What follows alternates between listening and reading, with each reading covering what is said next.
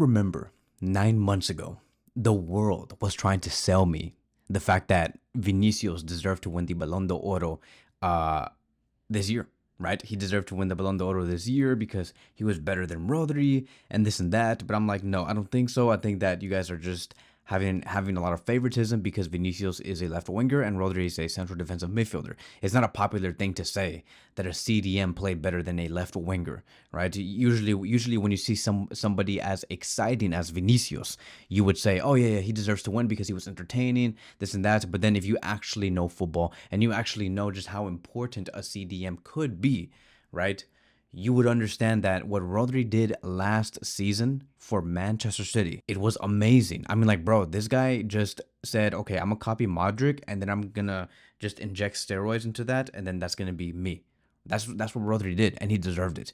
Thank God Rodri won it because he saved football. Can you imagine if Vinicius won the Ballon d'Oro off of those like those numbers of 26 goals and 11 assists? Like, bro, Raphinha has already beaten those numbers this season. So it's kind of like, can you imagine if Vinicius got it and Raphinha just beat those numbers just like that, like 6 to 7 months into the season? You would have been like, what the, like, did Vinicius even deserve to win that Ballon d'Oro? We would have been furious today knowing that, oh my God, this dude Vinicius just won a Ballon d'Oro. He never deserved it because a Brazilian player like Raphinha just surpassed those numbers 7 months into the season. So thank God Rodri won it, as he should, because Rodri was a very important central defensive midfielder for Manchester City, right? So like the main reason why I wanted to make this video is because I am so tired of everybody saying that, oh, Vinicius deserves to win the Ballon d'Oro, and that season that he had in the 2023-2024 season is always going to be better than Raphinha's. And so let's talk about that, right? Raphinha just provided 2 assists against Valencia. 2 assists against Valencia, and he also created the most chances, which was a total of 3, okay? When I saw Raphinha make those 2 assists against Valencia, I'm like, all right, that's it, right? Like, this dude literally is just surpassing Vinicius' numbers after going all the way until February. August, September, October, November, December, January, February. Yes, February. And bro, like, it's just so insane. It's just when people say Vinicius was better, I'm just like, you know what I'm saying? It's kind of like, it just irks me. I just want to slap you, right? Like a little kid. Slap, right? Us Barcelona fans have to teach these Madrid fans how to act because they just don't know anything about football. They don't. But like, it's just insane to see how Raphinha has surpassed Vinicius' numbers with 26 goals now and 13 assists. Vinicius, in the entire 2023-2024 season, 26 goals and 11 assists. He surpassed it, right? Now, there's going to be that next argument that I do want to get into. Many have said, mostly Madrid fans, some people who are just general football fans, many have said, okay, Kevin, Raphinha does have better numbers than Vinicius, than what Vinicius did last season. But Vinicius, when he scored those goals and provided those assists, he did it against big teams, and Raphinha does not even equal to what Vinicius did last season. Okay, let's talk about that because I did put down some notes here. Let's talk about Raphinha first. From the beginning of this season all the way until February 6, 2025, he started off with 2 goals versus Villarreal, right? In a game where they won 5-1. We're going to be talking about the big goals and assists that he has made against big teams. 3 goals versus Bayern in a match where they won 4-1. 1 goal and 1 assist versus Madrid where they won 4-0.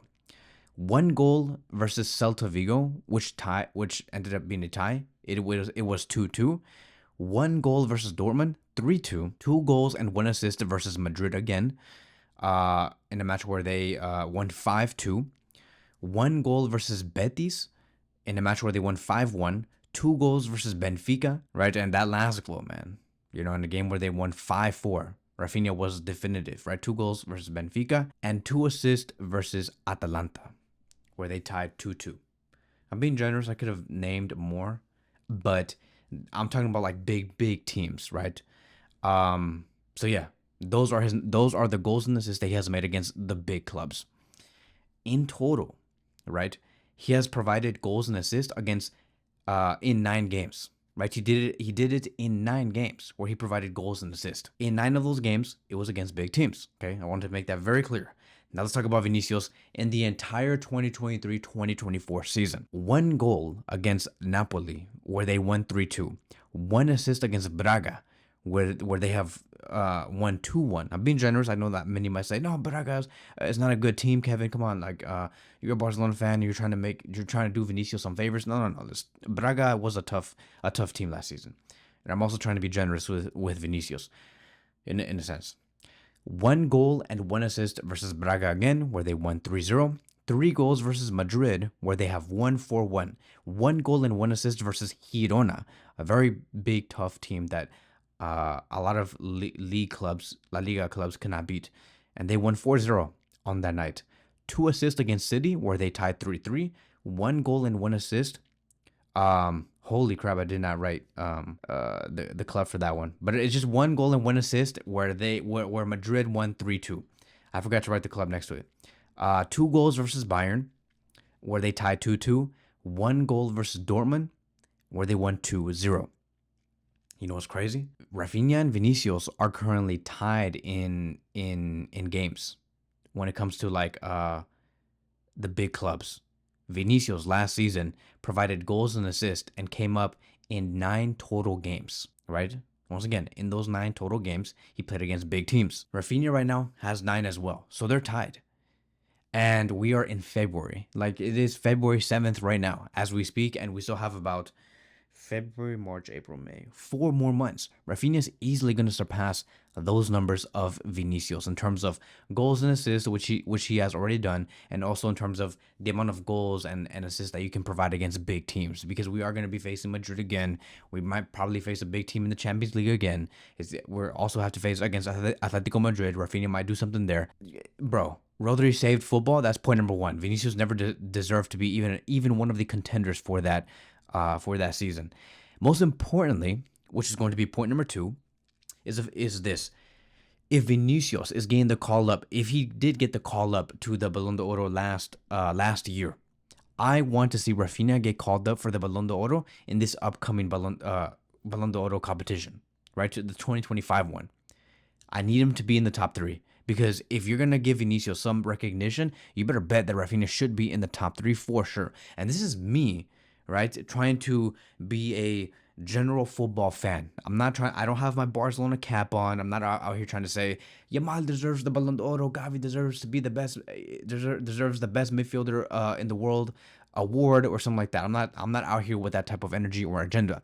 I am literally telling you that based off these numbers and what Raphinha has done against the big teams, he should be in the contenders for the top 3 Ballon d'Oro for 2025. That is it. That is all I want. And what's kind of crazy to me is that I feel like the PR and the marketing is not going to be strong enough for Raphinha like how it was for Vinicius. Because Vinicius wears a Madrid shirt, because like he does these tricks and stuff like that, and because Madrid like to make these payments to the Ballon d'Oro competition and whatever, of course they give Vinicius some favoritism, and maybe not even Raphinha. I'm honestly scared that Raphinha might not even make it into the top 8 in terms of the Ballon d'Oro competitors. And I hope that he makes it into the top 3 because this guy deserves it. Raphinha does even more than Vinicius. And outside of goals and assists, like this dude goes down to go defend as if like if they score, they're going to kill his family or something like that. Raphinha is a hustler.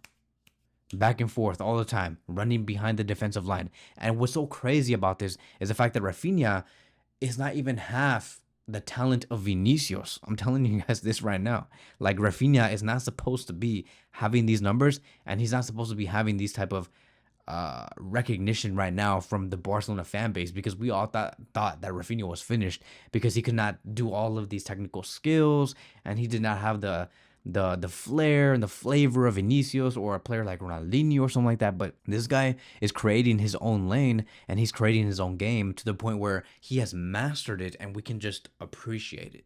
You know what I'm saying?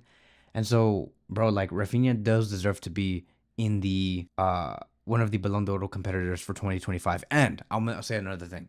I know that you guys are gonna be saying, "Oh no, but Kevin, okay, maybe they might be tied in terms of like big games, played and whatever, and how many goals they scored and whatever goals and assists, stuff like that." But Vinicius won multiple trophies in the 2023-2024 season. It's true. Barcelona's season is not finished though. We'll see. We have one Spanish Super Cup trophy so far, and like I have a strong feeling that we can win one more trophy out of the three that we have left, which is the Copa del Rey. We have the Champions League and La Liga. If we win one more, I don't want to hear anything about like saying that Raphinha didn't win enough trophies and that's the reason why he shouldn't be compared to Vinicius from last season and whatever. Like, nah, dude. Like, if we win one more, which I honestly think that we could, and I do think that it's going to be the Copa del Rey. And I would just say there is a 65% chance we can win La Liga and a 55% chance that we can win the Champions League if we can complete three trophies out of the four. Raphinha to me, and Raphinha continues with these numbers and rhythm and everything. Raphinha to me in the top two for sure. Now I don't want to hear any arguments about anybody else. As a matter of fact, like I honestly think that if we win three trophies, I don't know what it's gonna be, but could Raphinha win the Ballon d'Oro? I just want Raphinha to be in the top three contenders. I want him to be that because he deserves it. I want him to be up there in the stage and win second or third place if in case like the worst happens. I want him to be up there because he deserves it. But could he win the Ballon d'Oro? That's kind of like where I'm like, okay, it's like it depends what he does. If Barcelona ends up being in a hypothetical semifinal match or a final match of the Champions League or the Copa del Rey, or if we win La Liga, like it's just I have to wait and see. If he scores and he provides assists in very crucial matches, I'm talking about semifinals, finals, and stuff like that, he deserves to win the Ballon d'Oro because I don't see anybody else winning it. Like I don't like this season. Like I know you might say Salah.